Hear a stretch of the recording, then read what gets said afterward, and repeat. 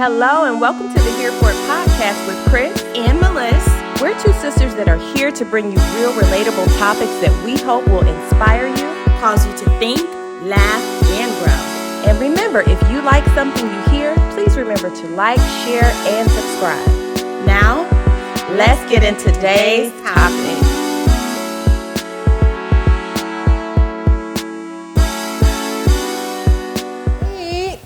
So, welcome to the Here For It podcast. I'm Chris, and I'm Melissa, and we have a special guest. We're gonna let her give you her name and introduce herself. My name is Sonya McCollum. Sonya's in the building. Sonya in the Listen, I'm excited for Sonya to be here today. She is just amazing. She's an amazing person. And she's amazing to talk to, but she's actually a counselor. She counsels married couples, couples that are engaged and want to get married, and individual women. She does it all. So she's been all that for me and all the people that I know. Yeah. I appreciate her. We're so happy to have you here. I am excited that you invited me to be here. These are my favorite sisters. Thank you. For some people that know, I lost my sister 20 years ago. I live vicariously through these two. Aww. Come on, you are now grafted in. Yes. I love y'all. Thank you for having me. Absolutely. So I think before we delve into relationships, because obviously this is our relationship series or whatever, we just want to know more about you. First of all, you are so beautiful. I mean, gorgeous. But tell us about you outside of your work and your purpose. Like, what do you like to do? What you like to eat? Tell me about your kids. All that good stuff. Okay. I'll make it short. Okay. So I was born in Brooklyn, New York. Brooklyn. I'm a native New Yorker. I'm the middle child. Okay. My parents were Barbados immigrants, so they met in Brooklyn. Probably in their young adult years. At church. At a church function. And then they had my sister, who was 2 years older. Then they had me, and then they had my brother, who is 3.5 years younger than me. So that's kind of close. Yeah. We were very close. The three of us, the three musketeers, and when it was time to go to high school, my parents decided they wanted us to experience their culture. So they moved us from Brooklyn, New York to Barbados, West Indies. When I was 13, and so I experienced high school in Barbados. And what was that like? Tell me a little bit. I was mad as hell. Can I say that? Mad as hell. That's when you start getting cute. Yes, honey. I would have been mad. I was mad. And so, but I realized afterwards why they did that, because I actually have the best of both worlds. But the educational system in Barbados is 0% illiteracy. Wow, that's everyone amazing. In the country can read. They're very focused on that. I learned a lot about the culture. We would go to Barbados on vacation and stuff. So I had my family, my cousins. They knew me, we knew them. I just never thought I'd ever live there. So how many years were you there? I was there for 5 years, because in Barbados high school is 5 years. Oh wow! So I did 5 years, and then She said I did 5 years. Like she was in jail. I said, "Girl, I put in my 5 years." And my sister, bless her heart, she went to Oakwood University, which is a Christian Adventist college. You all know it. I'm saying it for the listeners that may not. She went.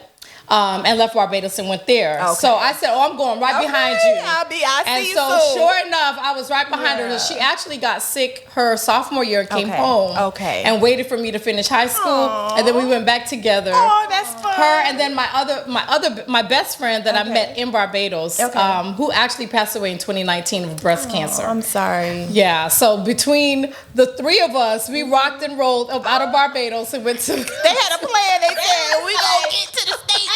Like, we from Barbados, New York. And people were confused because they were like, "You from Brooklyn, but you got some kind of flair that's different." And so I got a little bit of the culture with my Brooklyn. My mom told me. My mom told me she needed me to kind of soften up some of my Brooklyn stuff. You know, I had a hardcore Brooklyn accent and a Brooklyn attitude, and so I hope it did. Yeah. Derek said it didn't, but that's okay. He said, he said, "You still get." Okay. So that's a little bit about me. After I went to Oakwood, I studied social work. Okay. Always wanted to be a therapist. That's what I was gonna ask. Like, always did. My sister had renal failure from age 5. Okay. My mom sent us to Barbados with my grandparents, and my mom thinks that she might have eaten remember the Bear aspirin that was like orange for kids, the kids aspirin. My mom sent that to Barbados with us one year when we were little, and my mom said my sister had a tendency to my mom would catch her eating some of that. So she sent it with my grandmother, but when my mom when we got back home, my mom asked my grandmother for the bottle. She said, I never saw the bottle of aspirin.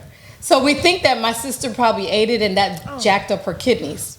Oh my God. So she was in renal failure from I was 3, she was 5. Okay. So from age 5, she suffered from kidney problems. Oh, right?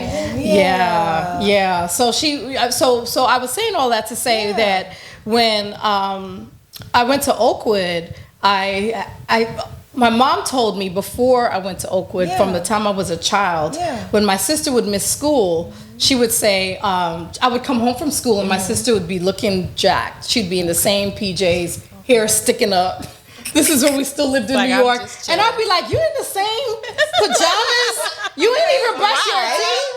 You need to, and I would clean her up and I would do her hair and she would always say, I feel better. So my mom always said that I always was kind of like a therapist in the house. Like I would tell my parents, y'all need to go work out those issues get it together privately. Or she would just say, I was always problem solving. She went back to school when we were little, so she had to do psychology. She couldn't find her book. I had it and I had it marked. I had the psychology book marked up. Like when I was like 9, who does that? My mom was like, you had my psychology book at 9. That's so cute. So I had a love for psychology. So that's kind of how I ended up doing social work. And then she said she was highlighting it. She said, where's my psychology? Page 17. Damn, mom and dad. I had everybody diagnosed. I said, how you look is how you feel. You need to take a shower. Get to the shower.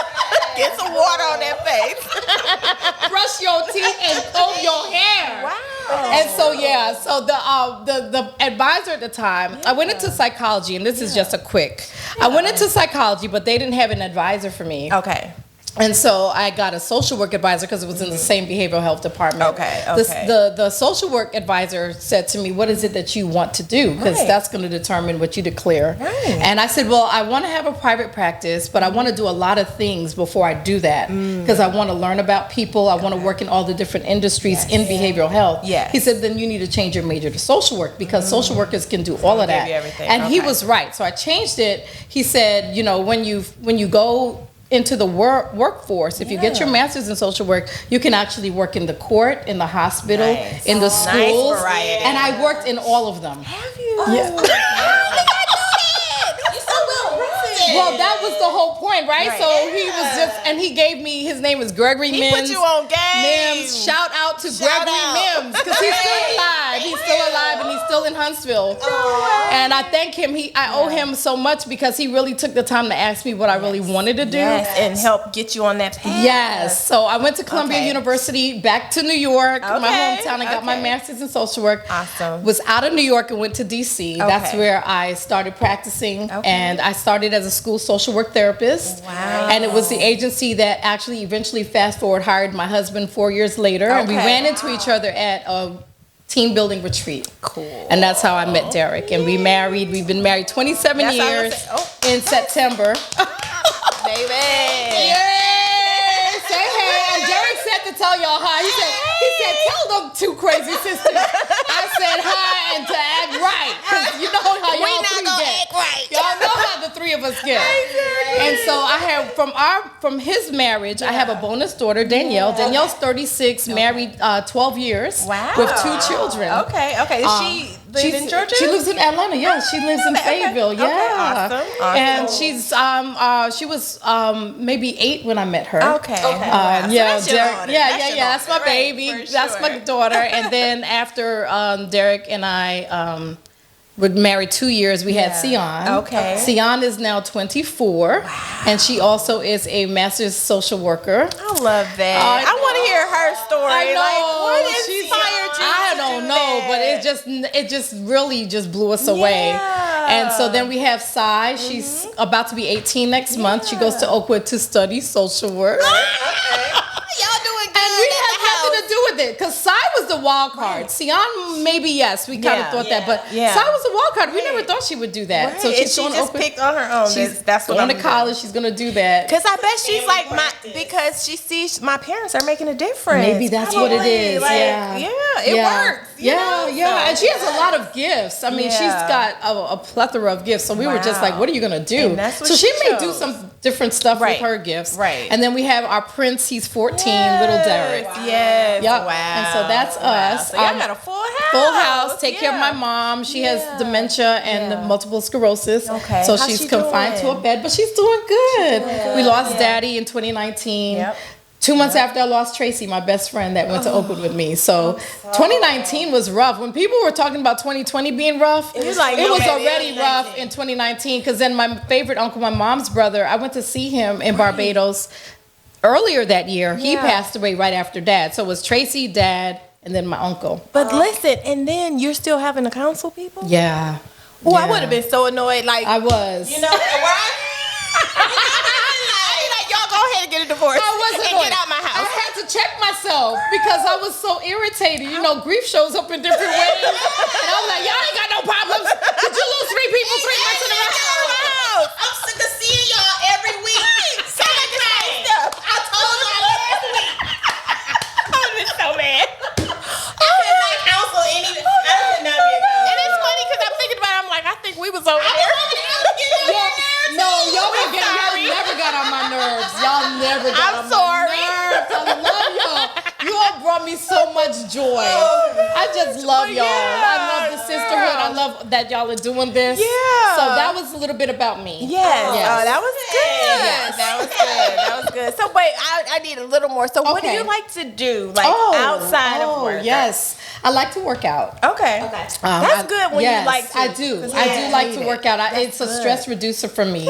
If I'm not on the elliptical or lifting weights, I'm walking the neighborhood. So what you listening to while you working out? I am listening to all kinds of stuff. So sometimes it depends. My playlist can be old school. Okay. You know, Mary J. Blige. Yes, that's good. Or it could be real gospel-y with Kurt and the whole crew. Cameron, Yolanda. It just depends. Okay. So I have a very eclectic playlist. Depending on what I'm feeling. Yes. And what I'm trying to accomplish that day. It matters. What do you like to eat? Oh my gosh. Food. So I have a very expansive palate. Okay. So people automatically assume Caribbean food is my favorite, right? But it's my second favorite. My first favorite is Italian food. Really? And Greek food. Greece? And I want to go to Greece. Listen. I'm trying to get there. Okay, it's gonna happen. We're gonna speak that into existence for you. I love Greek and Italian food. I heard so too. Yeah. And so and then I mean, of course, West Indian food is always gonna be good. I mean, what's not to love? Right. But that's a surprise for a lot of people that I actually like Mediterranean food and Greek food and Italian food. All right. So what we want to talk about with I like to travel. Oh, so where have you been? Oh my goodness. Some cool places. We've been to the coolest place was Zambia, Africa, where we did a 2-week marriage. I guess what do you call it? Like a retreat. It was it was kind of more of it was based at one church. Yeah. So it was like a week of prayer for marriage. And for 2 weeks we did that in Zambia. So that would be the highlight because we'd never been to Africa. We love St. Martin. We love the Caribbean. St. Martin, of course, Barbados, Jamaica, Trinidad. But 2 weeks in Africa? 2 weeks in Africa. Did you have to get like all these shots and all that we stuff? Had to, we only had to take the pill. The malaria pill? The malaria pill. Okay. Thank you. Okay, yeah. I took the malaria pill. Derek did not, right? Because Derek's allergic to everything you could think of. Derek's allergic to, right? So he was afraid to take it. Yeah. I took the malaria pill, and like 6 days in, I was so sick. Derek had to do one of the sermon nights by himself. What? From taking the pill? I and so one of the doctors gave me black charcoal, which really helped, right? Yeah. Steve takes that. And that helped like just swallow up whatever was going on. But that 24 to 48 hours, I was sick as a dog in Zambia. That's what I'm saying. I'm not trying to be sick in Africa. Only I will never forget it. I'm so glad Derek didn't take it. Because he would have been worse. He would have been worse. Lord. So he had to do some sessions, because we did some sessions too. We did a lot of counseling at the church. A lot of people came in for free. And he did some sessions by himself. And then I asked for ginger beer. Because that also helps settle your stomach. And everybody from the church brought me ginger beer. So I had ginger beer coming out of the room. Ginger beer bottles just everywhere. That was one of the jokes. Some of the places I've been to. That's amazing. That's good stuff. Yeah, I think I want to go to Africa too. Africa's beautiful. I'm scared for the travel. Like, it's the flight for me. I'm gonna need to be sedated. Because it was 7 hours to Dubai. Which is absolutely beautiful. I bet. Coming and going. So going, we didn't stop in Dubai to see it, but coming back we did. We stayed 2 days. Nice. That's nice. And so it's 7 hours and then another, 8 from Dubai. Well, I like that it's broken up. It's broken up. Yeah. So that helps. For me. I'm gonna need every 2-3 hours. I need to get off the plane. Yes, child. My feet were swollen. Yeah, I bet. Because they tell you to walk around in the plane, and I just like to watch my movies. So when you got up, her feet ankle. She said, "I need some new shoes." Derek was like, "Can you get up and walk around the plane?" I said, "I don't want to. I like it. I'm good. Nobody's right here." And the reason that flying is my happy place is because I don't have to talk to nobody. Isn't it amazing? It is. I'm that way. And don't let somebody get on the plane start talking to me. Right. I'm not here to talk to you. And I have to tell them that. I say, no offense, but hi is all you're going to get from me. I talk for a living. I'm not talking to you. I have no words for you, okay? So mind your business.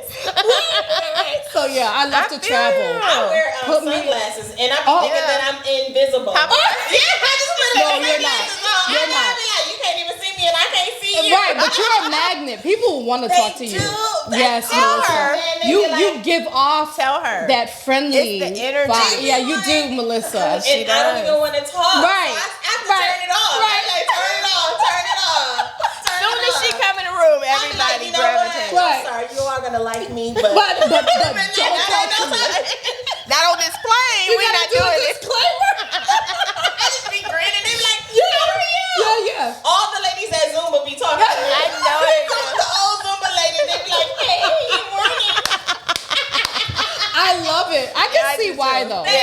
I can see why, Melissa. You just naturally exude social. She does. Yes. She does. I love it. All right, so what we so we got it's some good stuff today. I think we're gonna talk about marriage today, and I know that's like that topic is broad. Real. It's very broad and heavy and deep and light. And all of that. And don't be looking at me talking about I ain't no expert. I know about we are all married women right here. We are. And no matter how long, you are in the water. You're in it.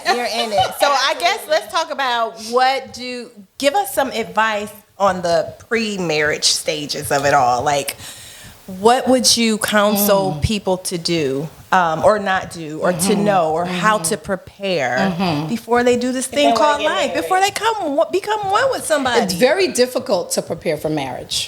Okay, let me just say that. Who you are when you say I do is not who you're going to become. And you don't know who you're going to become. That's point number one. Okay. You don't even know. So let me just say that. There is no ABCs to getting ready to be married. You do have to have a constitutional foundation inside of you that's going to bring out the mature part of you that's going to be required And a lot of times we don't really think about that because we're just in love. That's it. Right? When you really think about it, but like in hindsight, Derek and I laugh because we say, okay, so two people are trying to become one. Right? Yeah. And they bring all the things in that individuality into that other relationship. Yes. And here's what people do not realize. We all have triggers. Mm-hmm. I don't care how healthy your upbringing was, because I did not come from trauma. Mm-hmm. And I still have triggers. Yeah. Right? Yeah. So we all have triggers. So we tell people all the time, marriage is just one big trigger party. I agree. Right? I agree. It's one big trigger party. So the best way to prepare, if I could say that, is to assess your level of emotional maturity and emotional awareness.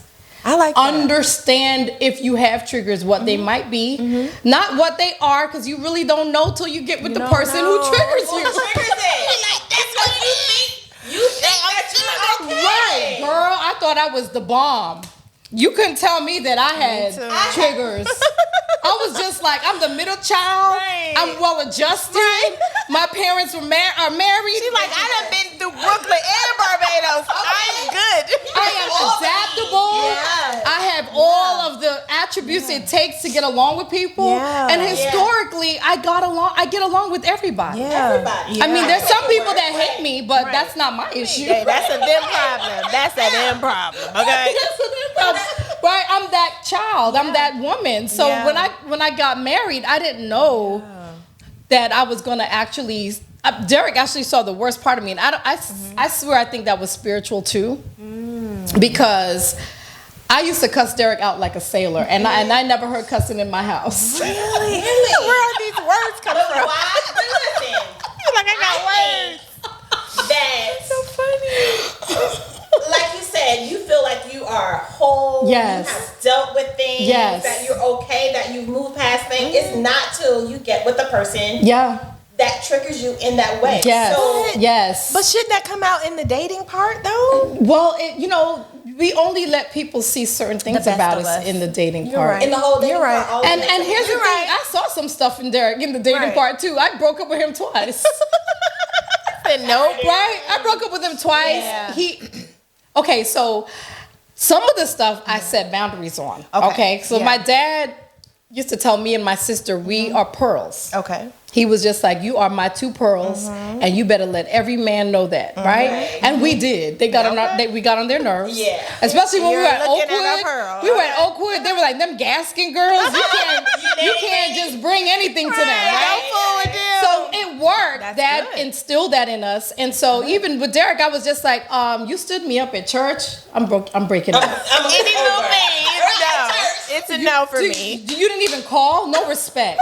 Disrespectful. Breaking up. He was probably like, oh my gosh. Better than that. That's what I'm saying. Because I'm a pearl. That's what I'm saying. Yeah. So there were things that I did see, right? And there were things that he corrected. Right? Which was great. But I mean, again, he had his level of core that he didn't even know was in there until he married me. Yeah. Because here's the other thing. When we get married, to answer your question, what do you expect? Yeah.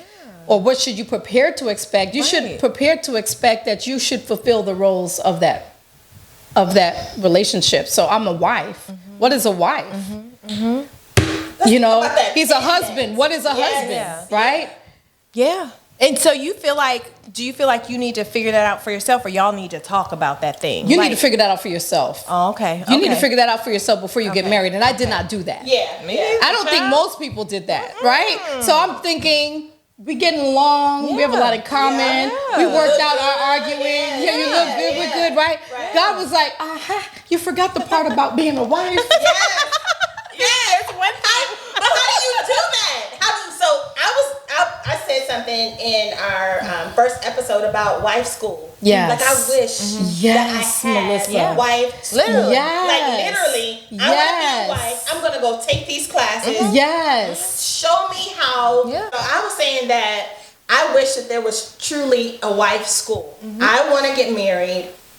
Okay, I need women to show me how to serve, how to act, how to be. Yeah. If I want to be, what do they call it in when you are submissive? Yes. What does that look like? What does that look like? And what does that mean? And it could mean a it can mean a bunch of different things, but for each relationship or marriage, being submissive could be, you know, a way that works for you. Right.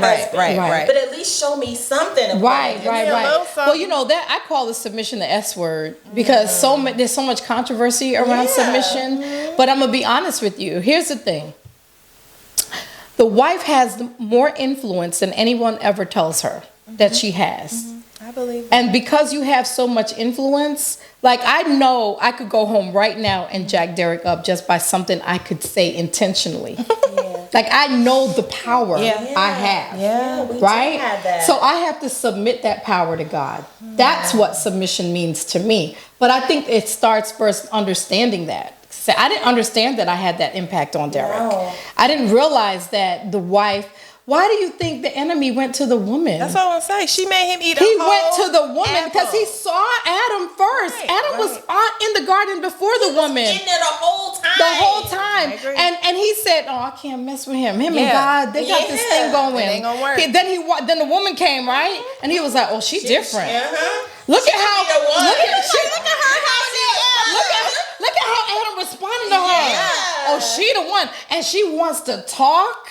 And she's inquisitive. And she's smiling and nice. And look at how he got her. You will know more if you eat this fruit. Wow. She was like, and aren't we tied to knowledge? Yeah. Don't we get our security from what we know? Yeah. Isn't that why we ask our husbands all the questions we ask? Because we want to know so we can feel secure? Yes. That's how he got the woman. So God showed me that. He was just like, you have the influence. That's how Adam ate the fruit. And I didn't understand the power of that influence until years later. I want to say maybe 8 years. Wow. 8 represents new beginnings in the Bible. So I didn't even know that. Yeah. But in my 8th year, I went into this like pilgrimage by myself. Yeah. And I said to God, I'm not going to ask anything of Derek. I'm going to only depend on you for 365 days.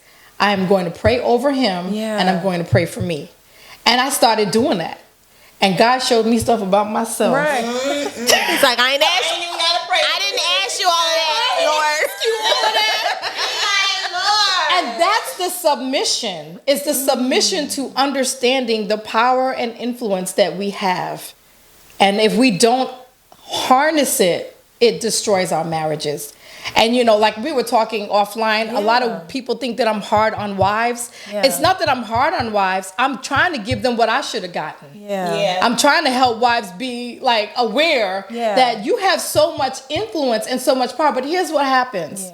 A lot of times we get married looking for our husbands to be something other than just husbands. Right. We want them to fix all the stuff that happened to us before we got married. That's not their job. Right? And so it shows up again, even not even necessarily fix, but continue. Because my dad was great. He gave me security. He provided. There was nothing that we needed that he did not give. I needed Derek to do that. Same thing. And Derek, need you to keep that same energy. You see? Yeah. And so Derek got so mad, he created a daddy song. He was like, I am not your daddy. Daddy, he's the best. He's the best of all the rest. Wow. Everyone else is second best because daddy, he's the best. Man. Derek made that song up over me. Sing the daddy song. And I was just like, well, why? Because dad had told me. But did that bother you? Like, did it make you see that, you know, I'm putting my dad or my expectations of my husband the bar is set too high? Yes, it was too high and it was inappropriate. He's not my dad. Yeah. He's not, you know, that I expected security to look the same that dad provided, that Derek was learning how to be a husband to me. And here's the thing, when he compromised the security, you know, the temperament animal that's associated with me is the lioness. The lioness would come out. I'm choleric. Right? That's the second thing that you need to know. You need to know your temperaments. I think that was huge. Like when that was big for me. Yeah. I think I was my husband was definitely choleric. I feel like I whatever I was and he was, we were the same thing. Yes. Which is probably not good. Yes, choleric. You and him have choleric in you, but then he has the other one and you have the other one. Yes, you're absolutely right. Like, so think about it. And Derek's second one is a choleric. So he's phlegmatic choleric. I'm choleric sanguine. So a lion. Have you seen two lions fight? It's vicious. It's terrible. Have you seen two lions fight? Yeah. It's like Ike and Tina Turner. Literally. Ike and Tina. That's crazy. So we were like totally opposite, and I don't remember what my person, but it was more free and Yes. Sanguine. Yes. Right. And Steve is melancholy. Yeah. So it's like, no, not whatever. But It ain't whatever. Right. But I didn't know that. You don't know that you don't know. So let me write that down for wife school. You need to know your temperament. You need to know. You need to know your triggers. Okay, triggers. Yeah. You need to know your temperament. Yeah. Well, after triggers, you need to understand the role of the wife. Role of the wife. Because see, the role of the wife, and a lot of people hate the idea that you're considered the helpmeet, but actually, God put stuff inside of us to help. Yeah. Right? Our brain configuration doesn't look like men. Yeah. Right? We have more oxytocin inside of us, which is the hormone about bonding and love. Yeah. Right? He gave us all these different things inside of us to live that role out. help. Right? But no one says, this is what you're going to do with that. No one teaches us that. So you learn it as you go. Wife school. And that's what I did in those 365 days. That's what I learned about me. Yeah. So how did you learn it about you? Like, was the Holy Spirit talking to you and fasting? Surround sound. I was fasting. I was praying. I was studying, and just God started showing me everything I'm saying to you all is what God showed me in that year. That's amazing. But I think that's big because you have to seek it. A lot of times we just want to be a wife because we cute, or because we have children, or we feel like, we look.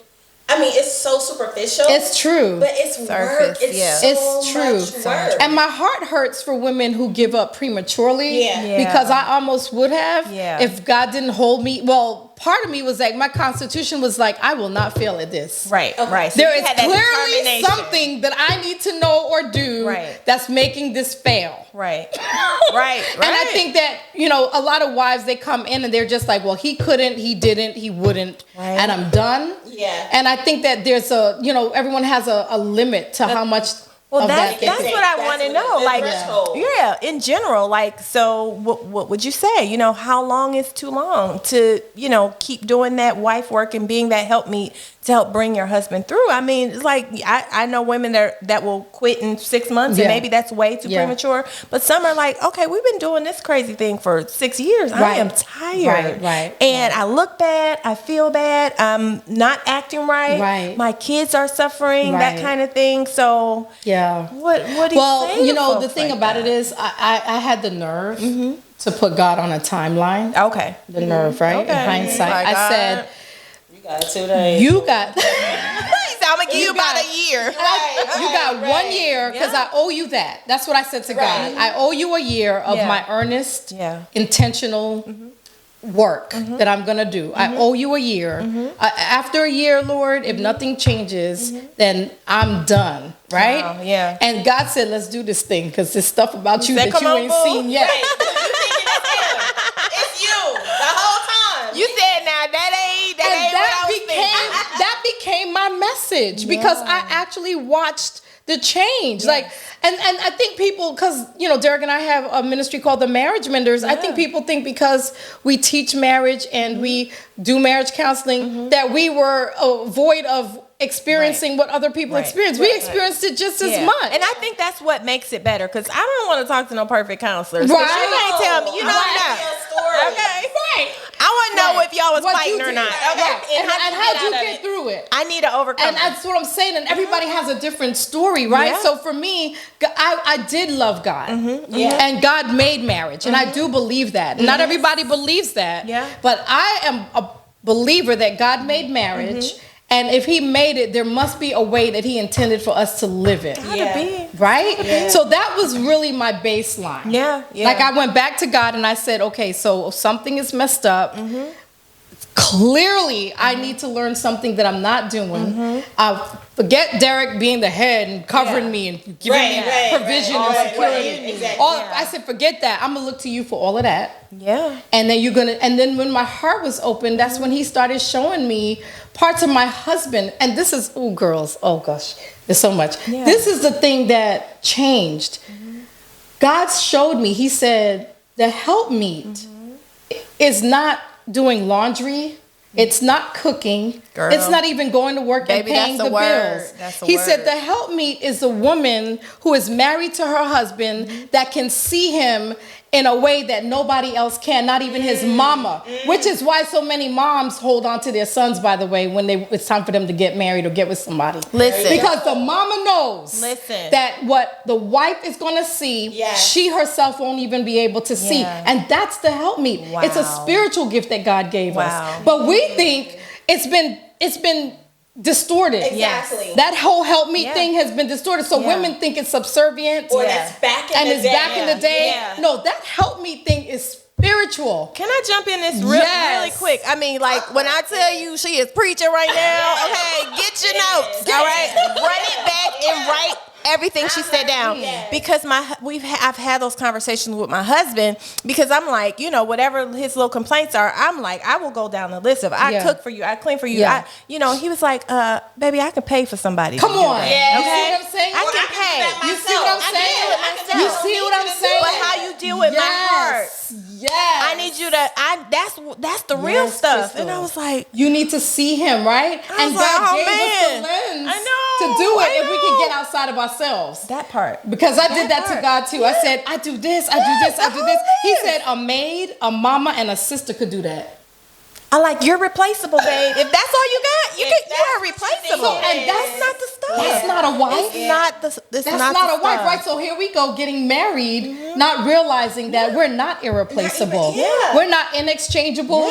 We are designated helpers to see our husband. So actually, in the first 6 months of that year, God started showing me things about my husband that I did not see. And that is what I was going to ask. How long? So that first 6 months? That first 6 months, he started revealing things to me about my husband, which was blowing my mind. And he said, but you can't do nothing on it. Don't act on it. Don't talk about it. Wow. This is between me and you. Right. Yes. And because you still owe me another 6 months. You ain't done. Right now, you gonna mess it up. We ain't done.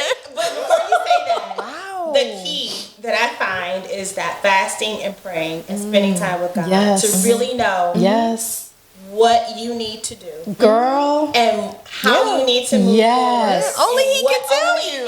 Only He can tell you, because there's no other man like your husband. That part. So a mama, a sister, a friend, an ex, they can't tell you. They cannot. Only God can tell you, because God made him your husband. Yes, literally. Right? Literally, right? So it's really spiritual. So the non-spiritual people, y'all can probably stop watching now. Over your head. Because if you don't believe that God created us and He did, then this doesn't mean anything to you. Right. But if you are a believer, and I'm gonna tell you right now, if I didn't believe in God, I did from that experience. That part. Wow. Yeah. Because I personally experienced God. Wow. Yeah. In that year. I think that is so amazing how God will show up for you if you ask. The verse that says you will find me when you search for me with all your heart. Yes. He is serious. Yes. Whatever you want to know. Whatever you want to know. And there's okay, so I'm digressing real quick. There's a movie called The Count of Monte Cristo. Oh, that's my movie. So when he was in the prison, and he had the encounter with the old man, and remember he said he didn't believe in God, and what did the old man say? He said, "It's okay, God believes in you." Yes, it was so good. Y'all have to watch that is the movie, y'all, and that helped me. I watched that movie around that time, and I said, God believes in me. Yeah. I didn't lack believing in God, but I was kind of a little annoyed with God, so I wasn't in my prayer and fasting mode. Yeah. And that's when I made that deal with God. Because you know, how I'm gonna be connected to God cussing my husband out? Right. Yes. When I didn't even hear curse words in my life. You're not my family did not grow up using profanity. How am I using it? And I was a praise and worship leader, right? So Friday night, you know, that's when the enemy will get you, right? For sure. So Friday night, Sabbath morning. Because I go to church on Saturday. I'm a Sabbath keeper. Yes. Woo woo woo.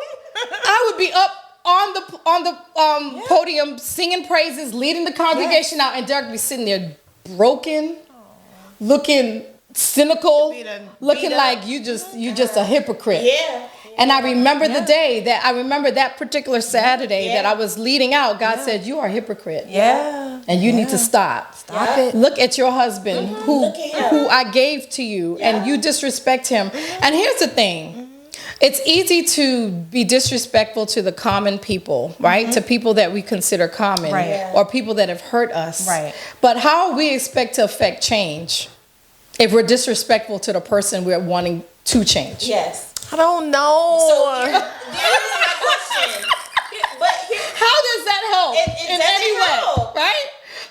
It does. And here's the other thing. The woman bounces back better.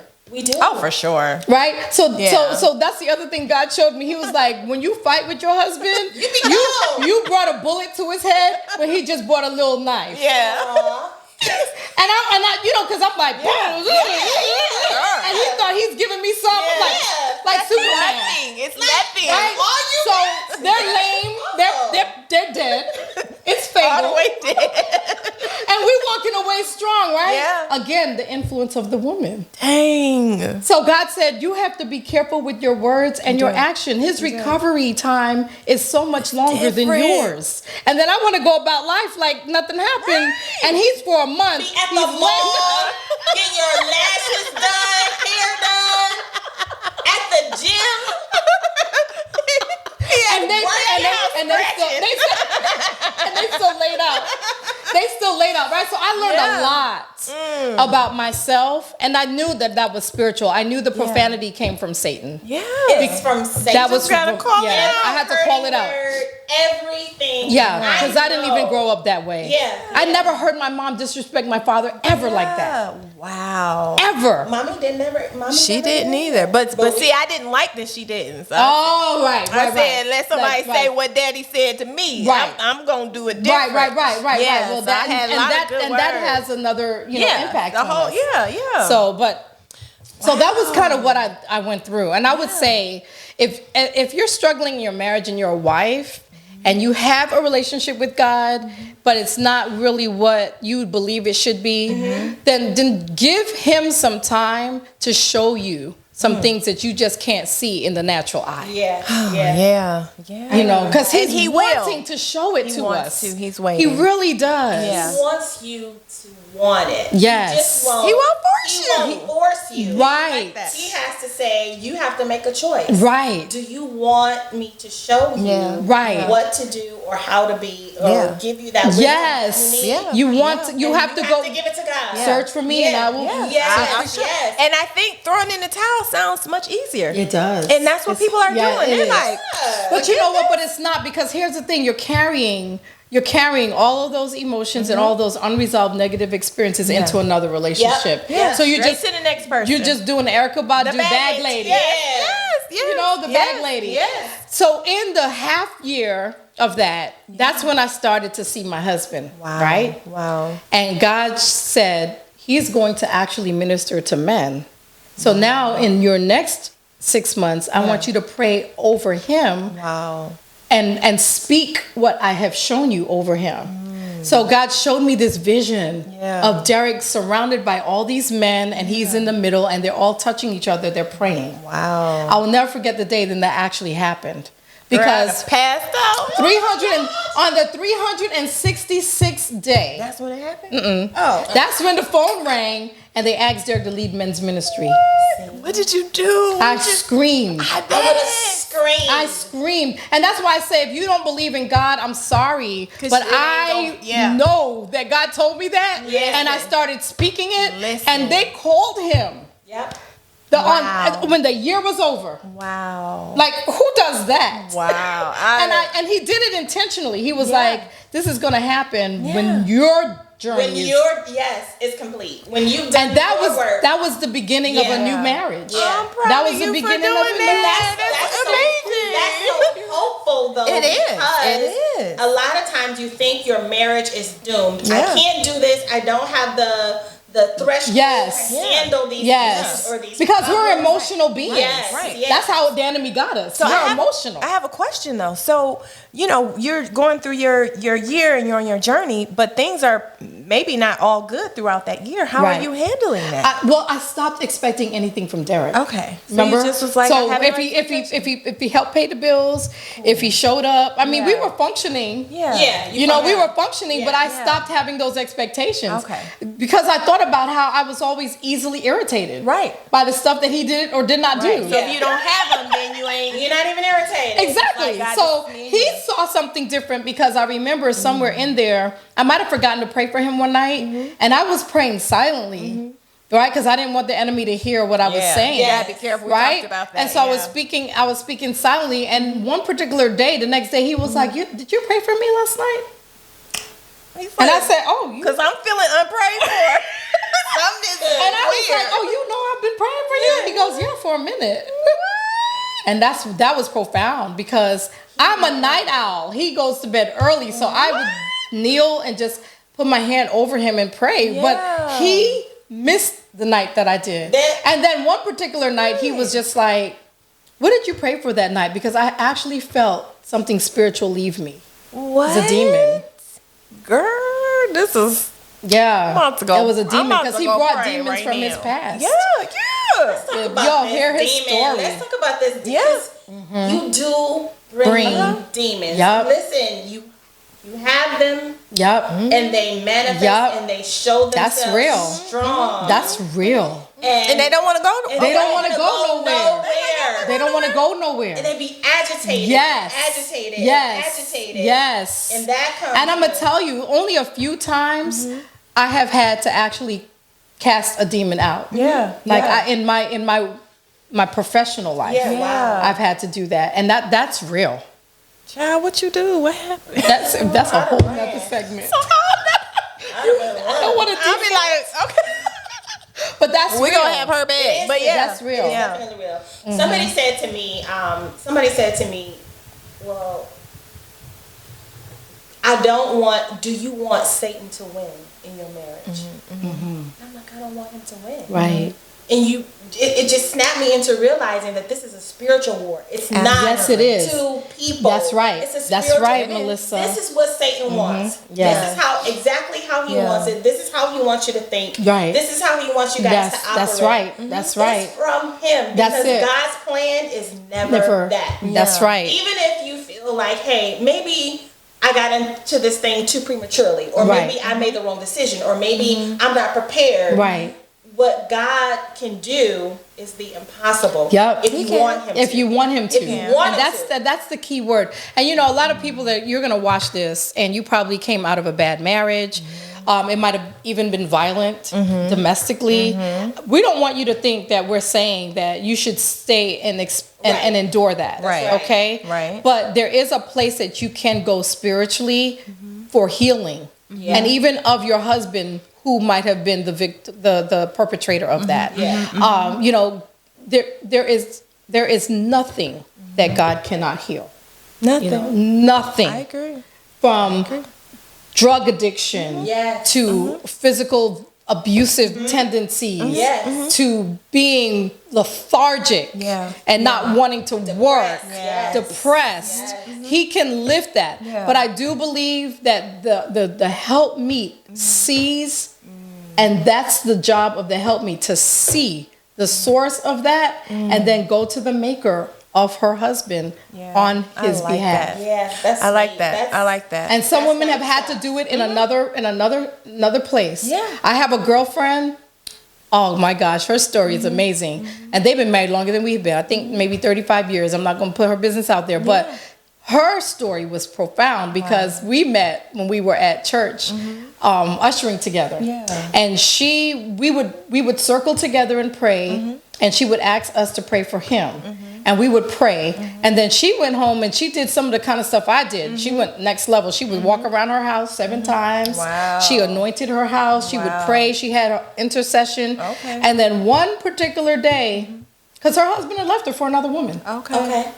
So you guys were praying for him? Yes, that he could come back, that he would come back to her. And left her with her son. And, he was little at that time. And we would pray. Before we would start to serve the church, we would pray. And then one particular day she said, girl, my husband showed up on the doorstep and said, "Stop praying for me, because nothing I'm doing is working."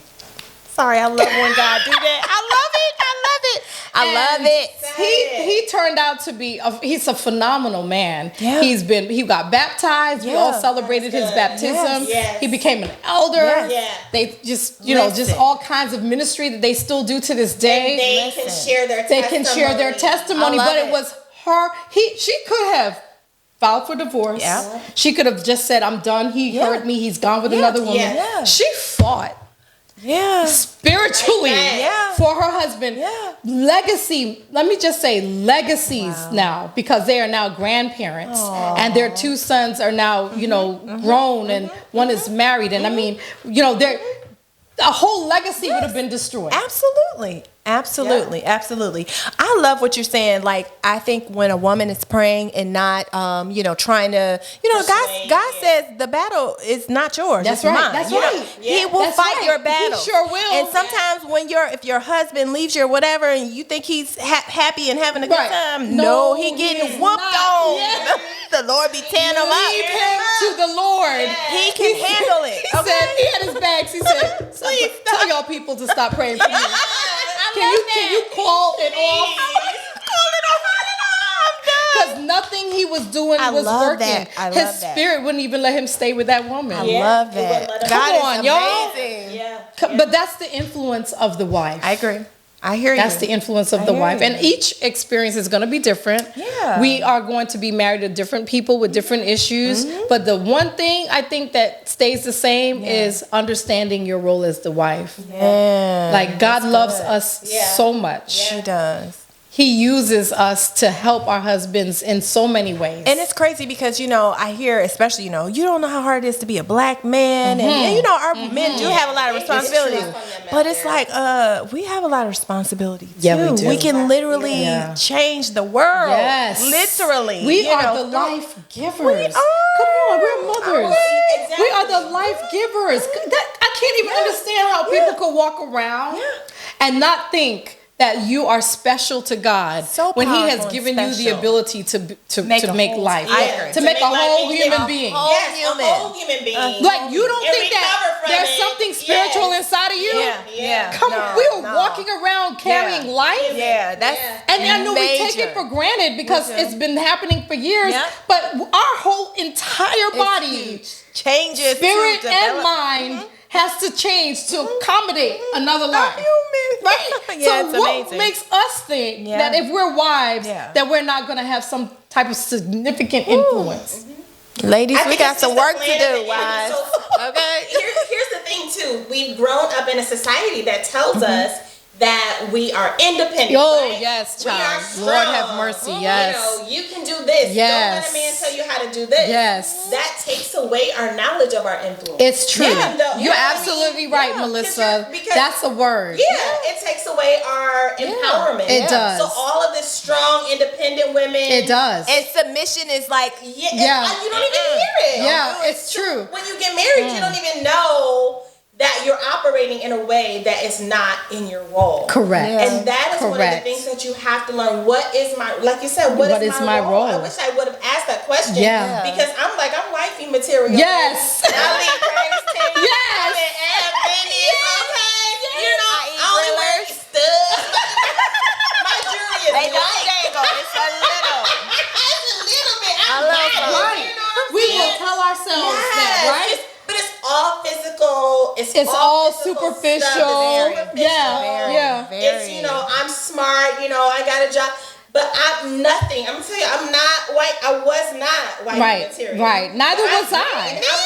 Neither was I. And let me tell you, the bad part is that I'm like, well, I don't want to be wifey material because I don't want Once you figure out what you got to do, you be like, I don't want to do that. And you know what? And there's some people you don't need to get married. That's right. Just don't do it. Don't do it. It's going to destroy another person. Yes. Just do you and continue on your life. Well, I will tell you that marriage is intended to change us to be candidates for heaven. If you want to go to heaven, okay, and you know that Jesus is returning, and you want to see what that would look like to be a candidate for heaven, then get married. Yes. then get married. Because that's going to show you everything about yourself. If you are willing to see it. Everything. Right? That's going to show you everything about yourself. And that's going to make you, that's how, you know, and I mean, we're all a work in progress, right? So I'm not saying I've made it, but I am not, thank God, the woman that I was 27 years ago. Thank God. And you know what? And I'm thankful that God spared my life to see it, because some people didn't live to see that.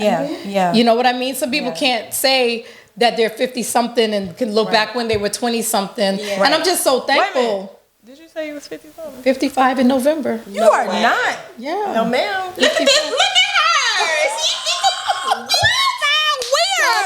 Double 5 in November. Oh, wow. And I'm not ashamed to say my age. You know, I think that's experience, and that's a testimony, and that's what God has brought me through. So I have to say, I'm thankful though that He spared my life to see the old me and the me that's a work in progress, because I'm ashamed of the old me. Yeah, me too. Me too. And wait a minute.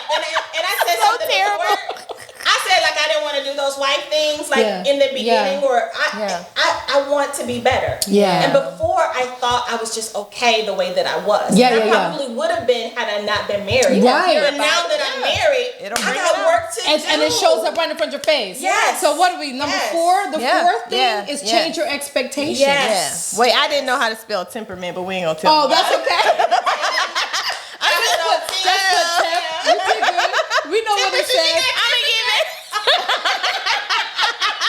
You got temper. I got temper. Just add amen. Okay, that's the I put the A. Amen. Temperament. I'm gonna fix it later. Okay. Yes. What's this one? Number change your expectations. We get married thinking what we're gonna get. We don't get married thinking what we're gonna give. Or what's required. Right? That is I'm like, I'm gonna have me a handsome husband. That's my Prince Charming. He look good. He can put it down. Right. All of that. Scratch that in. But what am I giving? Nothing.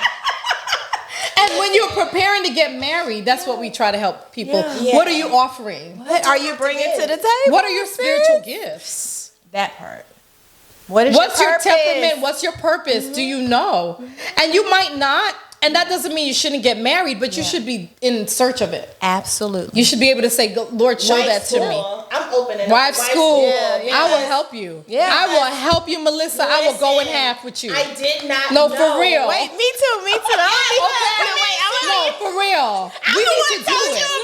We need to do a wife school. It so is. Because I was saying wife school coming up, y'all. Not every ministry, but ministries in church. We have singles ministry. That teaches you how to be single. Enjoy your life. Travel. Serve God. Be independent. Work. Build your life. So when you get married, you travel. You build your life. So you don't know how to make the transition.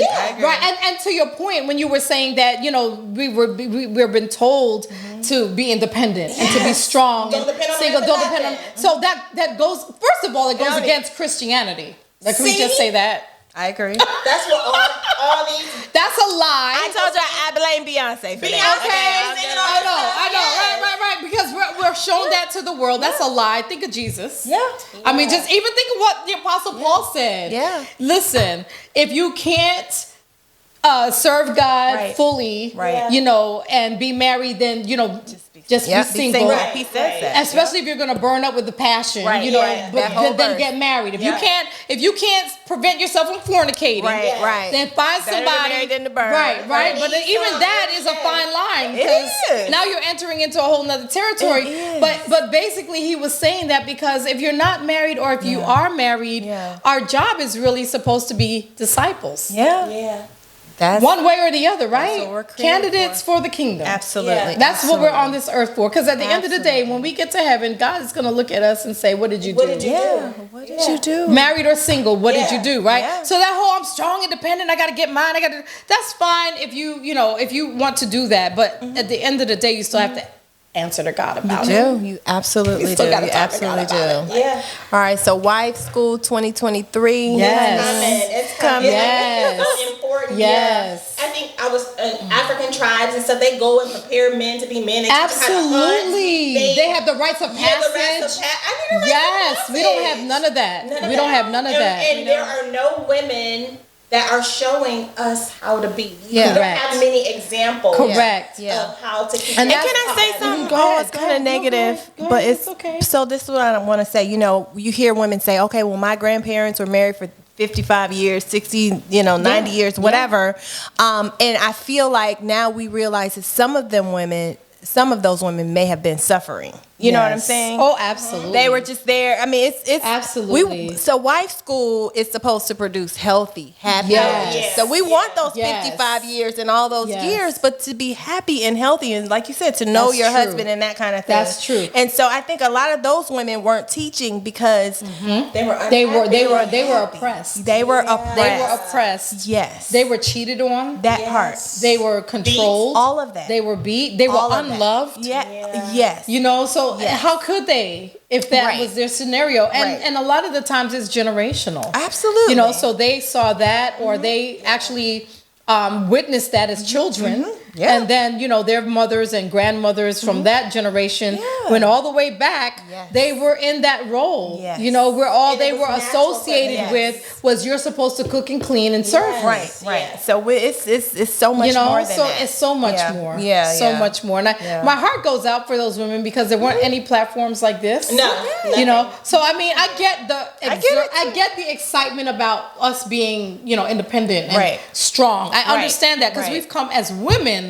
We couldn't vote. I mean, we've come a long way. So I get it. Trust me, I celebrate being a woman, and I love everything woman. Right? Me too. But I do understand, though, that this time is different from those times. Absolutely. And we are definitely much more progressive. Yes, we are. And we have platforms like this that we can talk about stuff that those poor women, grandmamas could not. They couldn't. I'll speak. My grandmother, my mom's mom, she had 10 children. Wow. And my grandfather fathered 2 others.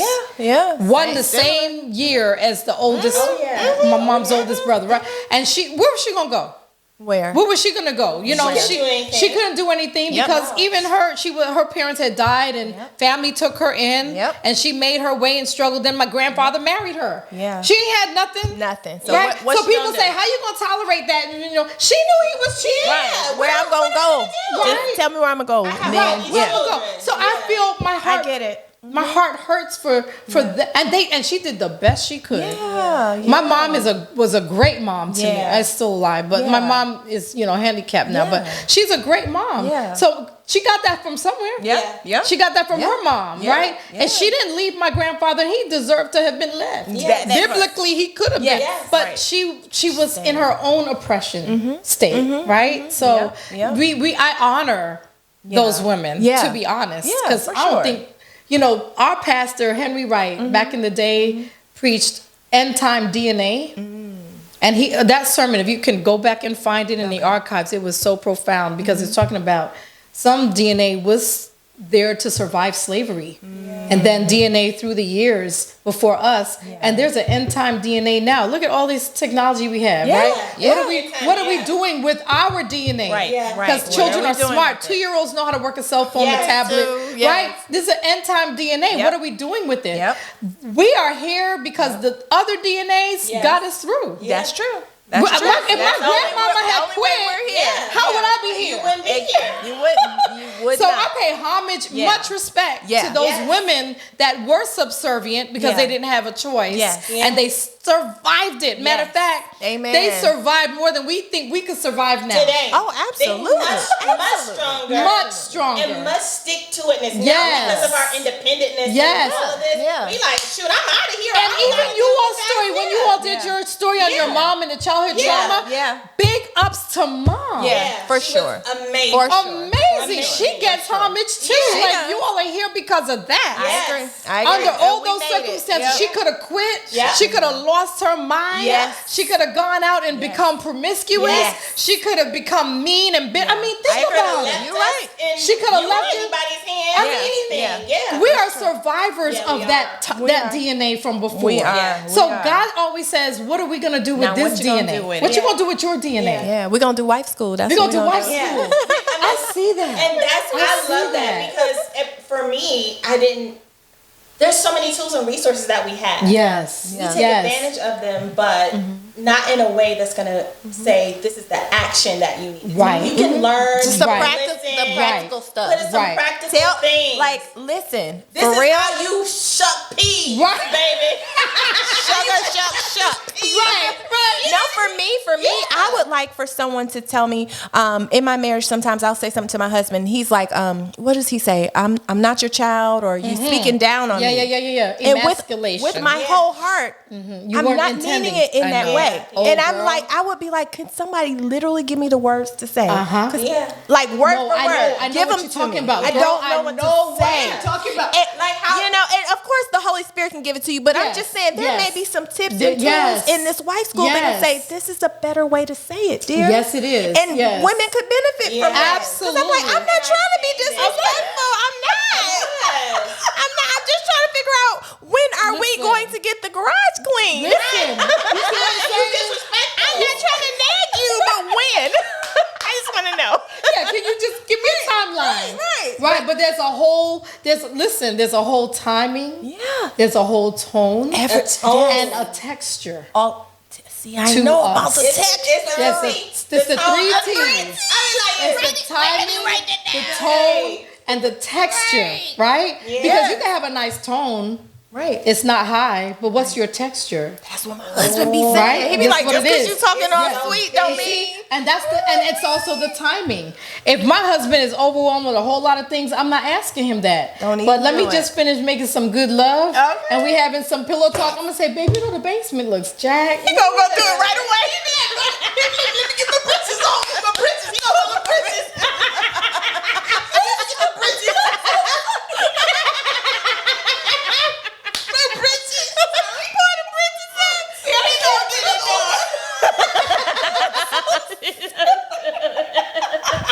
That's how it works. But that's the texture right there. See? That's the texture, and you have to know how to do that. That's the expectations part. Did y'all write that down? Yes. The expectations part is change your expectations. Expect that you're going to have to change. Yeah. Remember I said you gotta grow. I didn't know I had to grow because I was perfect. No, I felt the same way, honey. No, I felt the same way. I'm like, you got a pearl. Okay, you got a gem. Baby, you got this. Listen, and then Derek he started educating me on men, right? Yeah. So that would be great for wife school too. We're gonna do it. We're gonna do a Atlanta-wide wife school all day. It's gonna be called the Real Housewives of Atlanta. Yes.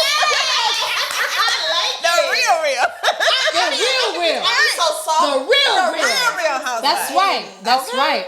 Because there's so much that he showed me about men that I did not know. Yeah. You know, like he's able to be vulnerable and honest with me now because I had to work to make it safe again. Yeah. Because I used to use my powers for evil, not good. Yes. And God said, use your powers for good, my child. Don't take his stuff and use it against him, right? And so I spent another 2-3 years trying to make it safe again, because we could go there. That's what I'm doing. You be like, remember you told me that? And then you pull that out, and then it's like a bomb, boom. Yes. And so Derek was just like, most men live in fear of failure or rejection. They do. Most men even the most successful man that is driving probably the best cars and beautiful homes are afraid of rejection and failure. These poor babies. I know. If you didn't know that, we just being mean. And we just being mean. So here's the thing. Then when they don't meet our need, there's another failure. That's another one. And that's what was happening with me. I was like, what, you couldn't put the trash out last night? Now the garbage got to sit there for another fail. Yep. Right? Yep. Oh, so you spent your money on that and didn't put it toward the mortgage? Fail. Right? And everything that we would say that was compromising our security, what they heard was fail. You failed. You failed again. You messed up again. You did it again. Yeah. Oh, yeah. So expectations have to shift. They do. To being a different tone and texture of how we speak to our husbands. So Derek is funny now because, he found himself. Okay. So he'll say, I don't know who you think you're talking about. My bad. Like, you ain't getting it together. You ain't getting that. I I done created a monster. Because you ain't got no fear of nothing no more. Right? He goes, no, I still do, but I found my voice. And so he's teaching men how he has his own men's counseling network. He's teaching men how to find their voice and their masculinity, because here's the other thing. A lot of the men that we marry don't know that themselves. Their fathers didn't teach it to them. True. And they have to learn also, by trial and error. Right? So Derek is saying to them, you can reinvent yourself and regain your masculinity. And men need to have that before they get married. Yeah, they do. Because they do have a significant role to play. Absolutely. If they're the head of the house, how can you be emasculated? Yeah. How's everything gonna hurt your feelings? Everything. Right? Yeah. So if you're dating someone and I can't even say that because it doesn't even happen until you get married. You won't know until you know. So forget about it. Well, would you say this then? Like, as soon as you get into a marriage, like, to be willing to get counseling right away, or preventive counseling? Yes, and I affirm that. You know, a lot of people do that. A lot of people come to us for counseling before marriage, and then they stay in counseling. Yes, like, just stay in after marriage. They stay. That's a good point, because you don't know what's gonna happen. So just stay in there. Okay, just do your monthly payment plan. Stay in there. That's right. Because that's when the discoveries happen, and that's when you realize that something spiritual just took place, and you don't really know what it is. Well, what it is two becoming one. That part, that's a struggle. Like when we gave birth, wasn't it a struggle? It's a struggle, right? We had to birth them babies. You got to birth your marriage, and the struggle is real. It's so real. And you got to think about when you're trying to become one in Christ. Yes, it's a lot of things that change, and it's a struggle. It's a progressive thing. You work through that thing absolutely. To become who you need, to do your role in Christ. But you can't do it without Him. Lord. Well, I was just gonna say, I wish it was. You check who sleep with the fan or not, but this is deeper than this is so much deeper. I know, right? I know. Right. Who knew? Fan on. Who knew? Yeah. It's deep. It's spiritual. Know your triggers. Yeah. Know the role of a wife. Know your temperament. Change your expectations. Yeah. And enroll for wife school in 2023. It's coming, y'all.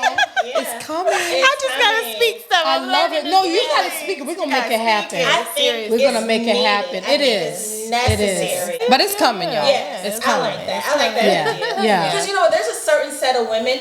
I don't know if it's black women, and I don't know if I'm just making this up in my head, but I often look at women of other cultures, and they're so wifey and so well that's a whole thing where they're like, okay, black men will leave and go to a woman of another ethnicity because it's easier. It is easier. But here's the thing: I don't like that though. I know we don't like it, but it comes. It's that way for a reason. I don't know if y'all know why, but so we go back to being in so our enslaved ancestors had DNA too, right?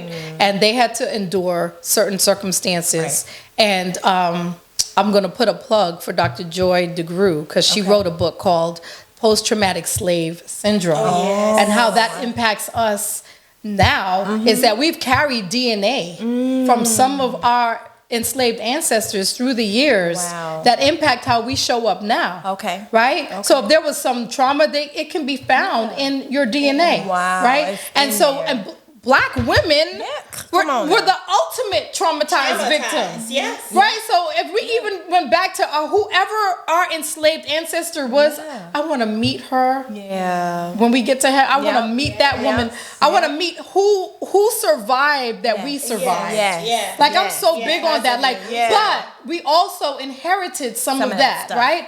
So then it shows up in these relationships when our security is compromised. Yeah. So then, white women don't have that DNA. They don't even. That's why, right? Wow.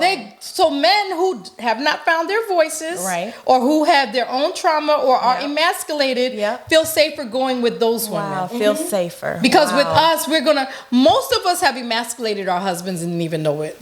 And I'm not saying that was not on purpose. Not on purpose. Not on purpose. But a lot of men will say, "Why go that way?" But that's a hassle. Yeah, right. I'm not dealing with that. Right. And I mean, it's unfortunate. Yeah. But hey, you know, we can't frown on what you choose. Right. But I really believe you want us. but you just can't deal with us. We gonna work on it though. We come with stuff. Right. We come with traumatized right. DNA. Yeah. So that's why it seems easier. Yeah. You know, that makes so much sense. I always wondered. Yeah, I didn't mean to bring that up. I know. No, it's a good question. There's so much to unpack. That's a theory there. That's a theory about that. Yeah. And we know that we have these tendencies. Yep. That's why we're having these forums. Yes. And we're talking about it and we're working on ourselves so we can be better women and better Next time wives. y'all see me, I'm gonna be tiptoeing, be like I'm Hey, you a lady?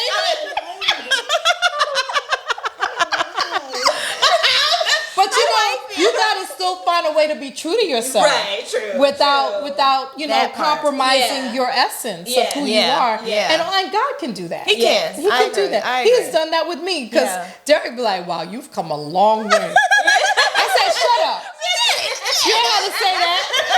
He's like, "Won't he do it?" Won't he do it? Oh my goodness. Because even we've had like recent issues, and all my responses are so different. I also take B12. Ain't no wrong with little B12. I gotta calm my nerves. I mean, I'm a choleric, sanguine woman. I'm up all the time. I wake up on 10. Yeah. I need B12. Right? So I said it's Jesus and some B12. And that's why you gotta know your temperament. Yes. You gotta know your temperament. I have a reactive temperament. Yeah. I'm a choleric, I'm the lioness. I'm the sanguine, I'm the otter. Yes. You know, all over. so you have to know your temperament, and then you have to say what in me needs to be subdued. So that I can live Christ-like and respond This Christ-like. is good stuff. I don't want you to go because we're gonna have to have you back because I want to do talk part about 2, 3, 4. That's fine. seriously, We're we gotta gonna talk get sick of seeing me. She's back. We're gonna come back without her. They're gonna be like a Sonya. She ain't on this one. She ain't on this Get one. off of it. I will come back again and again. But what were you gonna say? We need to do it because I want to know about COVID divorces and from your what you guys have seen and not seen. And then I also want to know about, so we have all these, maybe these terms have been around forever, but they're new in our generation: narcissism, codependency, trauma bonds, all this stuff that we're getting hip to, and now everybody's a narcissist. Everybody need medicine. Be like, girl, you got your pills. Right. We throw those terms around really loosely, but there are a lot of COVID divorces, and I'll just say that I'll come back. Okay. But COVID divorces is because work hid those behaviors. It did, didn't it? You were at work, you didn't even know. And you want to know what's really so sad about this? Let me tell you why it's so sad. Because we were supposed to be together more than apart when God created marriage. I know, right? I know. So the thing that made us get together caused a divorce. Like, that's sad. you. Yeah. That's so sad. Like, I gotta be in here with you every day. Yeah. I didn't even know. He intended for us to take our gifts and work together. Yeah. I mean, and it can still be done. It doesn't sound like it's a fairy My tale. husband and I, we do it. I know. You do it with your husband. Absolutely. So it's we doable. had to do some major changes to get there. Same we had to leave the DC area to do it. You know what I'm saying? God was like, no, y'all need to move. Yeah. Because, if we were to charge what we really needed to charge in the DC area to live, people wouldn't come to us anyway. Right. I appreciate y'all prices. I just want to let you know. Thank you. But God said to do it that way, right? So He will give you, once you pay attention to it, He will give you the order on how to do it. He will. He can. Right? But God intended for us to be together more than apart. So in COVID, when everybody was home doing virtual, they had to deal with each other. Think about it. The average couple spends maybe 1 hour together in the weekdays. Yeah, and then go to bed. This is true. Isn't it? Now, here's the thing. What we put most time into reaps the most rewards. I agree. How are you going to have a fruitful marriage if you only spend 1 hour a day? 1 hour. Wow. And 8 to 9 to 10 hours somewhere else. But that's why it makes sense when men are sleeping with their secretaries. Yeah. Because you with your secretary for 8 hours. She know you well. Yeah. And then you come home to your wife and she got roses in her hair. But that's a plan of the enemy. Yes, Mel. I agree. Yes. I agree. Yeah. It is a plan of the enemy. He's like, let me keep them busy. Keep them distracted, disconnected. She looking at this. Yes. My husband said he was getting an assistant. I said, baby, I'm your assistant. I know that's right. I'm all of that. I will shut down all these things and I will be here. Yeah. But absolutely. It was so funny because our daughter said, we need to do more. She's the melancholy. Right. We need to do more as a family. Sorry, Cece, I'm putting you out there. we need to do more as a family. Right. And she's 24. And Derek and I are like, we see each other every day. What is she talking about? What do you want? So then she got us, now on Fridays, she got us walk in the park. All of us as a family. She's got us doing stuff every weekend besides going to college in a little bit. So, but we were like, you know what? There is more. I'm saying that to say. Working. There is more than working. And Derek got to go on dates. We were on a date last night. So we will use that time. But there's more to life than working. Absolutely. Absolutely. And somebody at church yesterday was talking about time. You cannot regain that time. Like how you spend your time is so important and precious and valuable. No, it's so true, Crystal. So it's so true because I want to cry when I see how big our kids have gotten, and I have videos to look back to when they were little, and I also want to go back to that mom and say, girl, if you had only known what you know now about them, you would probably do some things differently. Oh my God! Right? And spend some more time. Oh my God! So I mean, we're all like having that reflection as we get older. We are. But in marriage, it's kind of the same thing. Like if you could just say, in order to really know and be with this person and value this person, I have to spend time with them. Yeah, this is good. And with God. And with God. Yes, this is great.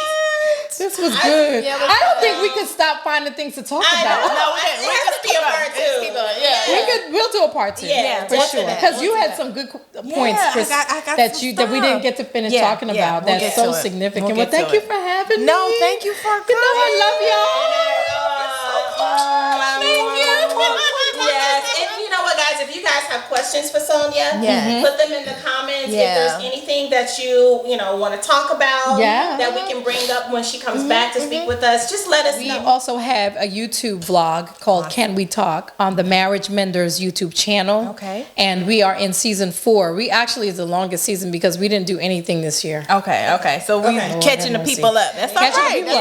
Yes. So so we're starting back to finish season 4, but there's 3 full seasons with 12 episodes that people can watch. And then season 4 has like 6. So we're gonna finish up season 4 for this summer and start back in the fall with season 5. And then the girls were asking me to share a little bit about the Marriage Menders, and basically Derek and I are licensed clinical social workers, and we practice in the Gwinnett area virtually and in person. We do counseling for married couples, people that want to be married, people that are dating and are having some conflict or just trying to learn each other, and for singles. We call it the Marriage Menders Plus. The S is for the singles. And that's cute. And our daughter Sian has actually joined our practice, and she sees our children and our youth. And she is the child and youth whisperer. Are you serious? Oh my goodness. Gosh. She's so gifted. I'm gonna bring my kids over there. Yeah, you can. I'm for real. You can. I mean, she's the next generation, right? So she went to school in this generation. Yes. And there are things that she knows, gifted, and that she's learned. That I'll be like, wait, tell me about that. What is tell me that modality. Because we've been practicing for years. Yeah. So we stay in our. We do some continuing educational stuff, but. She's like hot off the press. Okay. So children and adolescents is really her gift. That's what we do. And we have a book that we're supposed to be doing our second one. It's almost finished. Our second book is coming out in the end of the year. But our book, Unlocking the Mysteries of Marriage, is the first 16 years of our marriage. Wonderful. A lot of the stuff we talked about today is in the book. And a lot of the mistakes that we made. And a lot of the things that we do now in counseling came from what we put in the book. Wonderful. Oh man. So no, you go. Say, how can we get to your? Is it on our website? You can go on our website, marriagemenders.org. So take off the and just marriagemenders.org. Our email is themarriagemenders@gmail.com. And then you can also go on Amazon for our book. Awesome. And we'll put links in the description and all that good stuff to make it easy for y'all. Thank y'all for having me. Thank you. These were good questions that you guys asked. I'm so proud of y'all. So much. Even though I talk to you all the time, or I have in the past, I just learned so much every time I talk about it. But these are nuggets that I need as I strive to to be a better wife and to learn to be a better wife and a better person. Yeah, and a better person. Yeah. And I love that y'all are doing this. Keep doing it. Thank you. It's raw, it's authentic, it's funny, it's engaging. You guys are awesome. I love y'all. So proud of y'all for doing this. It's needed in this time. I think it's and this age. Watch and support, subscribe and share. Okay? My sisters from another mister. Yes. Bye, everybody. Bye. Thanks for watching.